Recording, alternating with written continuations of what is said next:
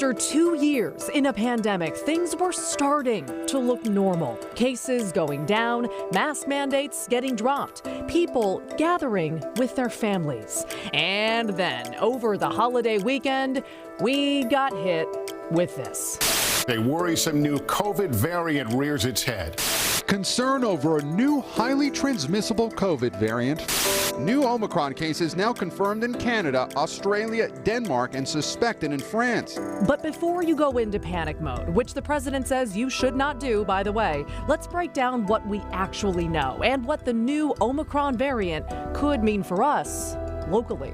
Is it just a matter of time, you think, before this variant ends up in Oregon? Yeah, it is. Plus, citizens of Oregon should be outraged. Poaching has become a big problem in our state, and it's not just affecting large animals like elk and bears. It affects all wildlife species. Here's the story. Hey everybody, I'm Maggie Vespa. Welcome to The Story on this Monday after the holiday weekend. We clearly have a lot to talk about and we want to hear from you, okay? All the contact info per usual for our entire team. We all see it. It's at the bottom of your screen. So email thestory@kgw.com or use that hashtag #TheStoryKGW. If you're not familiar, your questions and your comments seriously drive our coverage. And quite frankly, we could really use the feedback because tonight there's a lot to catch up on, starting with perhaps the most eye-catching headline to come out over the entire holiday weekend. And that is the Lincoln City sea lion, or as the Oregonian succinctly put it, roving sea lion wanders through the streets of Lincoln City, refuses fish, returns to ocean. Poetry. This sea lion has a name, by the way. It's Tiffany. Seriously, because why not? She apparently climbed out of the Silets River on Friday and started wandering around town, refusing the locally sourced fish that police offered her. They eventually corralled Tiff, I'm going to call her Tiff, with plywood and guided her back to the water. Godspeed, Tiffany. All right, with that nightly dose of levity behind us, let's get to the real big story. And this, of course, is actually the biggest story to come out over the holiday weekend, the new COVID variant Omicron. And we know that some of you are really worried about it with good reason. Terry sent us this email saying, I'm afraid. I'm hearing about new COVID variants. I'm a server in a hotel restaurant. I serve international travelers. Terry, we get why you're afraid. We appreciate you writing in. So the question tonight, how concerned should we be about Omicron? I talked to Pat Doris about this earlier. Okay, KGW's Pat Doris joining us now and kind enough to answer these questions for us. So Pat, let's just start off with a blunt question for people at home. Is the Omicron variant, based on what we know about it at this point, is it more contagious? Is it more dangerous? What do we know there? The short answer is we don't know. It is spreading. It's in several countries now, and it has multiple mutations, but there's just not enough scientific study that's been done yet to find out if it is spreading faster than Delta did, for example, or if it is giving worse symptoms. The earliest people who've been infected that are known are college students, and they've had somewhat minor reactions, but then a lot of college students due to all the variants that we know about. So then kind of a follow-up to those questions then, why are why is the World Health Organization calling it a variant of concern? What does that mean? Well, it means that they're concerned about it, obviously, but the reason they are is because it has so many different mutations on it. I think there's more than 30, and typically they would expect in the life of a variant to have like 2 or 3 maybe new pieces of itself and then go away, and then another one would come with 3 or 4 as it kind of evolves. But this one just kind of came out of the blue with more than 30. So they are concerned that it has the potential to spread faster and to hit you harder, although they do not know that yet. Gotcha. Another question that I'm sure is going to come up with every variant. Do the vaccines we have currently work against Omicron? So what do we know about that right now? Well, the researchers basically say, geez, we hope so. They say that because these vaccines have worked in some method against every variant that's out there, they think that it's very likely that it's going to get most of what Omicron is bringing. And one of the researchers was telling me today that, our body is also very adaptable. So as the virus adapts, our body's adapting as well and boosted along by the vaccine. So they think we're going to be okay, but they really don't know that either as well. So we got to be honest, there's a lot of uncertainties out there. Okay, gotcha. So then our fourth and final question about this today, how will we know if and when it comes to Oregon? Well, there's labs around the state, especially up at OHSU, that are running samples all the time on all the people that are coming up positive. It's not all the people, it's about 1,000 a week. But they do know that this Omicron is going to have a very unusual reaction. And so they're looking for that. It's the same reaction that the UK variant had, and none of the others have it. So it's rare. And when they see that, they're going to move that up to the very front of the line and do a lot of genomic sequencing to be able to nail down that it is that. And it seems pretty good bet we're not going to be able to escape that. I talked to a researcher. Here's what he had to say. Is it just a matter of time, you think, before this variant ends up in Oregon? Yeah, it is. I think we do a lot of predicting the future based on past experience, and like you said, every other variant has made it here over time, and I think it's highly likely that this variant will make it here as well. And the doctor says over the next couple of weeks, we should learn a lot more about this variant. Hopefully, what we learn is good news. We'll see. Maggie? Yeah, fingers crossed. Absolutely. All right, Pat Doris, thank you so much. My pleasure. We'll keep covering that, obviously, as developments arise. Let's pivot now, though. And before we get to this next story, we want to make sure everyone at home is fully aware and has time to kind of contemplate this. Some of the images involved in this next story are extremely graphic, and there's a reason for that. We feel like it's warranted, but we'll just sum it up like this. Lately, headlines are mounting about the poaching of animals. Here in Portland, actually, we've had 2 incidents involving bald eagles just in the last year. So KGW producer Kendall Swank went to find out how bad this situation is in Oregon. And once again, we do want to warn you, some of the images that you're about to see might not be suitable for all viewers. These disturbing images show what many people imagine when thinking about poaching in the state of Oregon. Lifeless animal carcasses left behind to rot. But the reality is, this is where the mass majority of poaching happens in the state. What you think you know about poaching is far from the truth. Oregon has a poaching problem, and we've gone to great lengths to really bring the public on board with some of the issues that our fish and wildlife are facing, frankly, at the hands of people who disregard laws. Yvonne Shaw with Oregon Fish and Wildlife says the state has always had a lot of poaching, but officials haven't been good at telling the story. That's why Fish and Wildlife started a campaign called Turn In Poachers, or TIP. What we really want to do is teach people how to recognize poaching when they see it, and then empower them on how to make that phone call to Oregon State Police and to report what they're seeing. Before we get to that, let's take a look at the current state of poaching in Oregon. It comes in all shapes and sizes. Poaching can be illegal hunting or capturing of wild animals, possibly thrill kills when people just kill the animal without harvesting any of it. Poaching can also come down to land use rights. If you don't have authorization to be on private property, by definition, you're poaching. Steve Hagan with the Oregon Hunters Association has been advocating for stop poaching for years.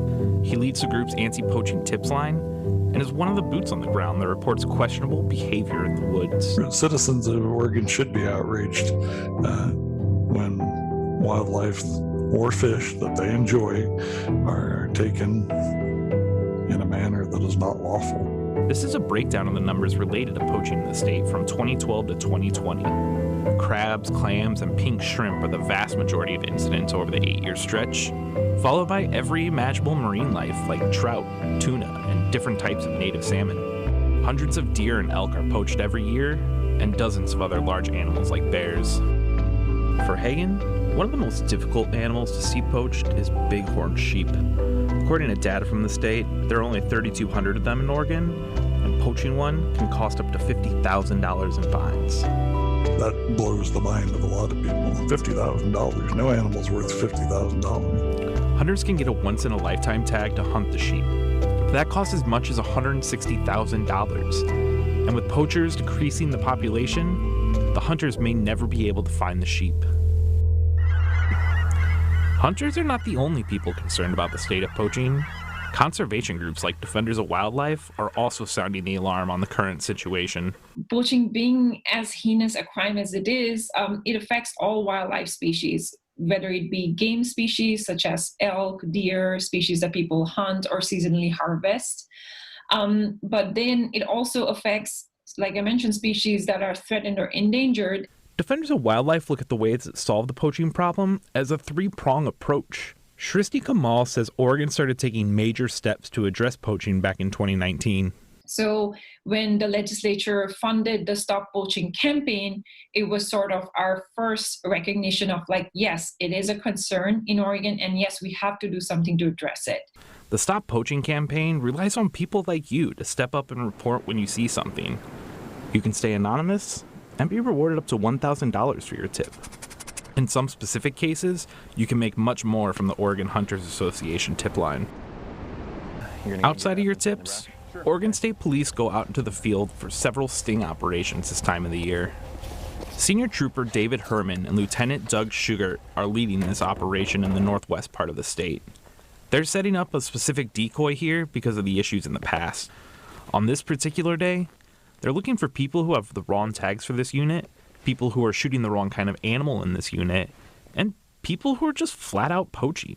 Definitely in the last 4, 5, 6 years, we've seen a huge increase in poaching issues, specifically in this area of our county. But it's so much more complicated than just setting up shop in the woods to catch people.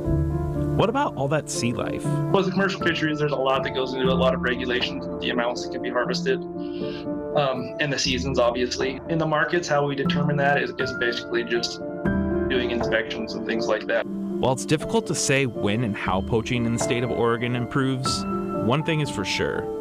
If you like seeing wildlife and nature, you play an integral part in keeping it there. Kendall Swank, KGW News. How many of you tried to go skiing over the long Thanksgiving weekend? Well, that wasn't really an option this year. And it seems like our ski seasons are starting later and later every year anyway. We're all anxious. We'd all like to get the season underway, but we look at a season like a marathon. It's not how you start, it's how you finish. We'll talk about what that means when the story continues. Hey, welcome back. Keep sending your questions and your comments to thestory@kgw.com or use that hashtag #TheStoryKGW on Twitter. And you know, this is typically the time of year when we're telling you about the ski resorts opening for business. It's so much fun. But that's not the case this year. Ski season is officially off to a bit of a late start. So for more on that, let's bring in KGW meteorologist Joe Ranieri, who's up on the KGW roof. It's always a primo assignment. Joe, I'm loving that for you. But seriously, Timberline, Mount Hood Meadows, Mount Bachelor, they're not even close to opening. So do we have any idea when that could change? Well, nobody has a specific date yet, but they are hopeful. Hopefully in the next couple of weeks, things will kind of turn around for them on their side. Keep in mind, just a couple of weeks ago, the snowpack was looking really good. And I was up at Timberline just a couple of weeks ago talking with John Burton, who told me they were hoping they could hit their average, which is November 18th to start. Well, that's not the case this year. At one point earlier this month, Maggie, Timberline Lodge had about 2 feet of snow just on the ground outside the lodge there. Now you're probably wondering, well, what happened to all that snow? Well, November came through, bringing in a lot of warm temperatures and a lot of precipitation of just rain. So far here locally, we've seen well over 6 inches of rain for the month of November. We still have another day left in the month. Also, the temperatures, we've seen daytime highs 60 or above at least 8 times this month. And that's a big reason the warm conditions and the rain up above in the past levels has really prevented the ski resorts from opening where they should be this time of year. Gotcha. And so, Joe, it feels like an obvious question at this point. Our warming climate, how much of a role has that played in this later start? Well, I found that interesting. I talked with Dave Tragathon with Mount Hood Meadows specifically about that. He told me he hasn't seen a big drop up at Meadows over the last 10 years or so. He told me the average over the last decade is about 430 inches of snow for their snowpack. Now, if you do the math, that's about 36 feet of snow. And last year, Maggie, they saw over 450 inches of snow. So they're hoping, even though they're getting a late start this year, that they can easily catch up, hopefully sometime next month. All right, Joe Ranieri with the info for us. Joe, thank you.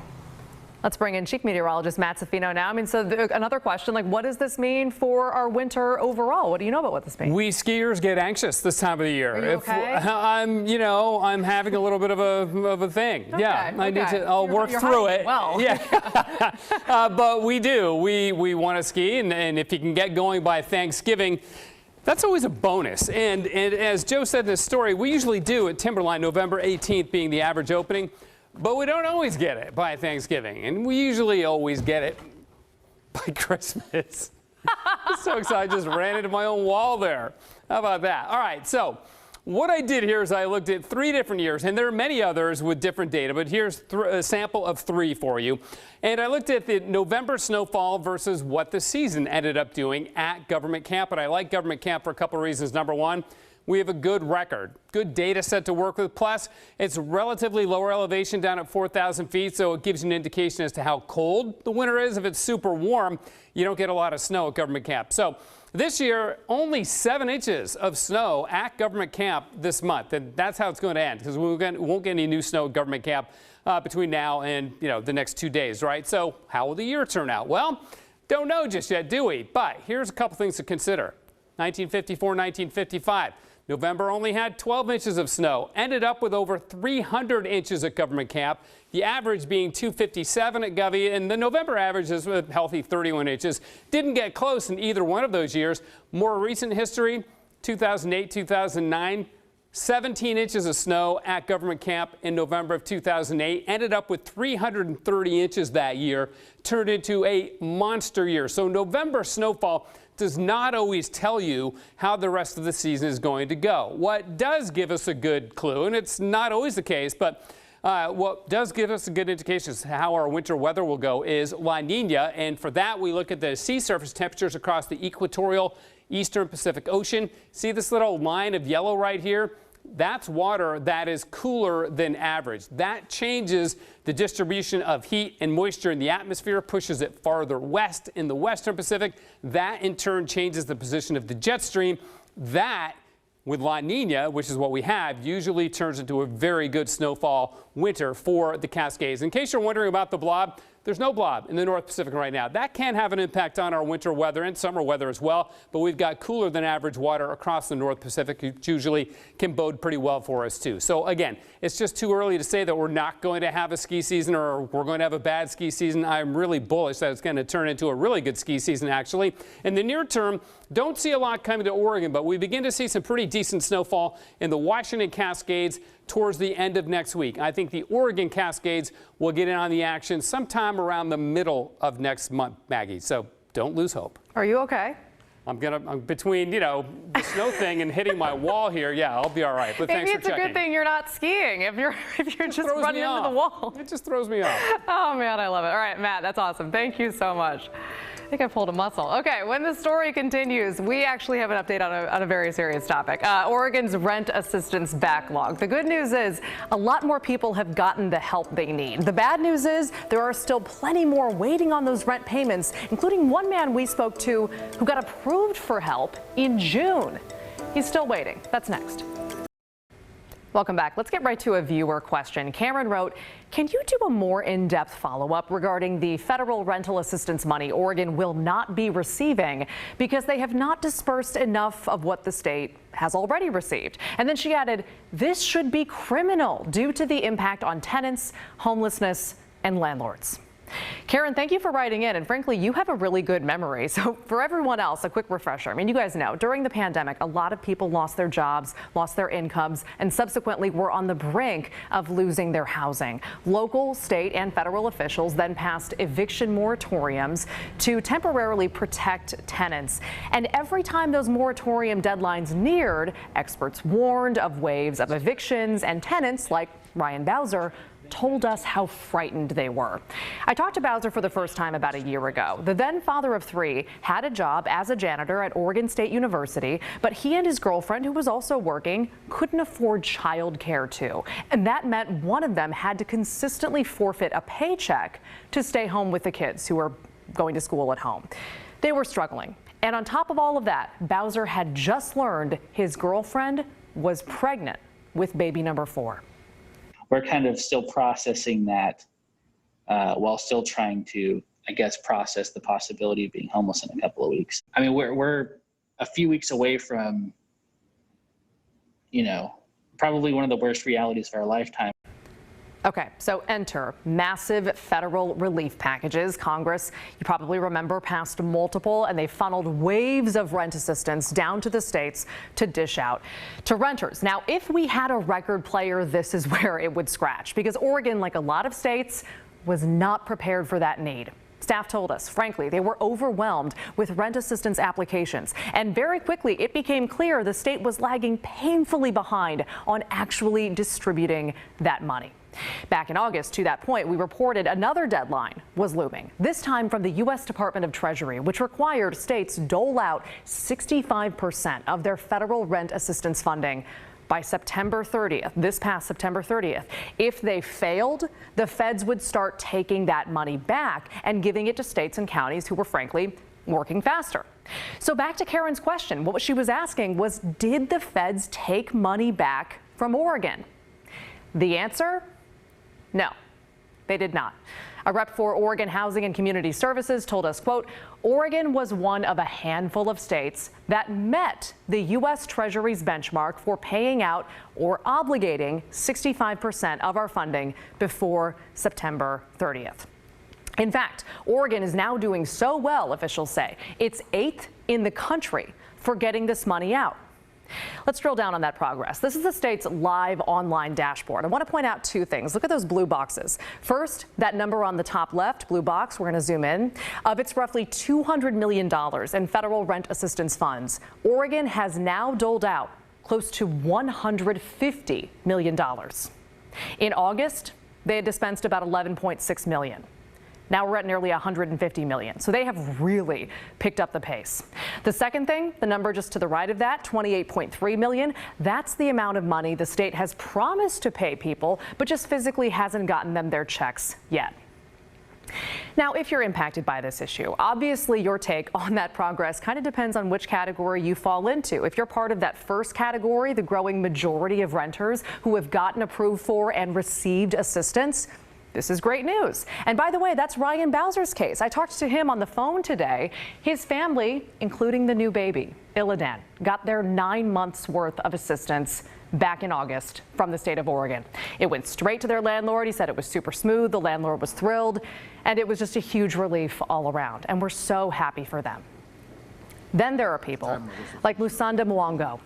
Our Art Edwards spoke to him over the weekend. Mwango, a father of 3 himself, worked in a church and then obviously lost that job when the pandemic closed churches. The state approved his application for rent assistance back in June, but here's his update. You haven't seen a dime? I haven't seen a dime, no. My landlord has not received anything. I have a good relationship with my landlord, but at the same time, how much can anybody take it? This is still something that has a mortgage on it. This is a property that they still have to pay their end. And, at the end of the day, Art, somebody might say, maybe, hey, why don't you just figure out your own way? Well, the deal is it's been an unprecedented time for most people. And a lot of landlords I know, at least mine, has been gracious enough to work with me. But at the same time, the uncertainty of it is still there.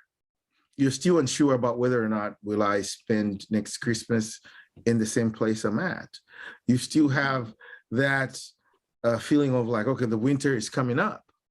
Will I be able to keep my kids in the same school, in the same home?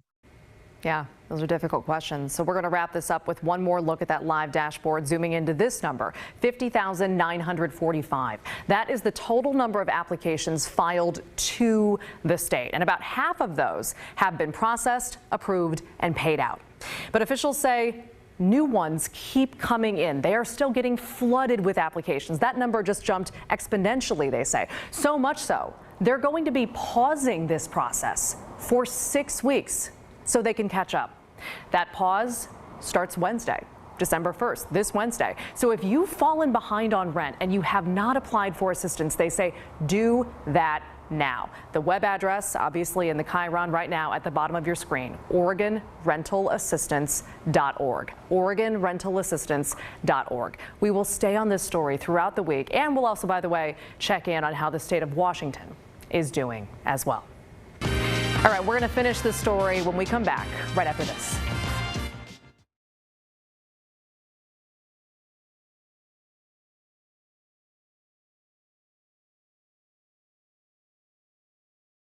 That does it for us. Pick up your phone, follow us on Twitter at TheStoryKGW or email thestory@kgw.com. With that, we've got Laurel Porter standing by for the news at 6:30. Hey, Laurel. Hi, Maggie. We'll be talking more about the Omicron variant, plus looking into a startling decline of one important marine species off our coast.